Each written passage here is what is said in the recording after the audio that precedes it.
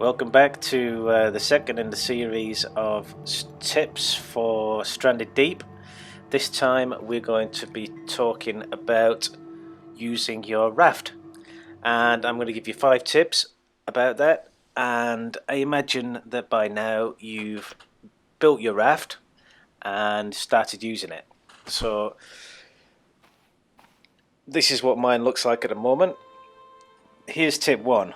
Always use your anchor. Now this might sound obvious, but it's very easy to get off your raft and forget to drop the anchor. So make a habit of it, otherwise you'll wake up one morning and your raft won't be there.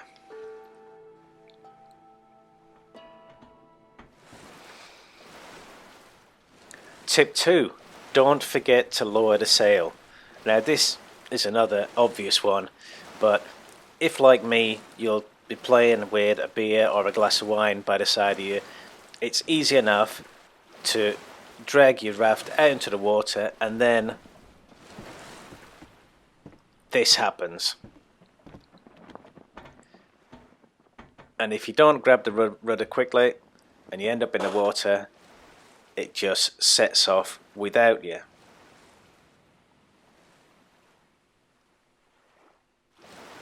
Now it can be a long swim back to shore, but that's not as bad as feeling like a real idiot when you do so.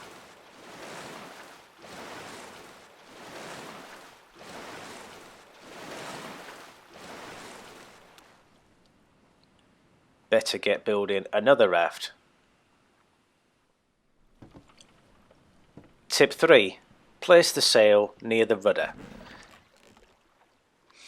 If you place a sail near the rudder, it means that you can operate it while you're still holding the rudder.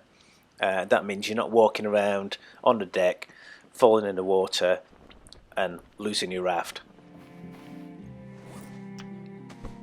Tip 4. Try sailing.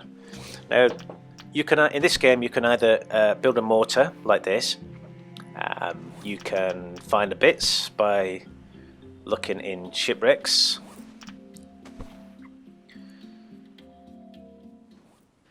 And then you attach it to your raft. There we go. But that's not the end of it, because you need some fuel. So you have to grow your potatoes after you've built a farming plot and found some potatoes to put in there. After a few days you get some potatoes, and then you put them into your fuel still.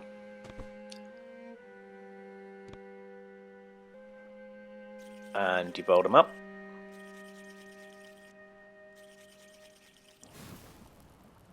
And then you wait until you get your fuel and you put it into your engine. Or you can just put a sail on your raft and use the power of the wind and enjoy sailing around all over the place. And tip 5 is always include crate storage on your raft. Now the way I built this one is that you've got flooring just on the edges. In the middle there's a part without any floor, so those crates just sit in there quite nice and tightly. You can turn around either way because they're twice as long as they are wide. It does take a bit of fiddling to get them in there, but once you've got them in there, all you need to do is just open and close the lid. You don't need to move them and take the bits and pieces out. Because they fit quite snugly, it means that even in rough weather they won't move around very much. It's easy to transfer things to your backpack and take them from the backpack and put them into the boxes.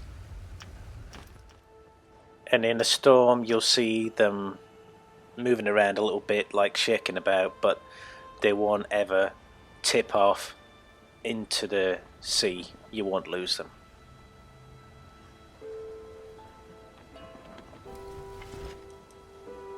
So there you have 5 tips for using the raft. Hope that's been useful. Please send any comments that you have.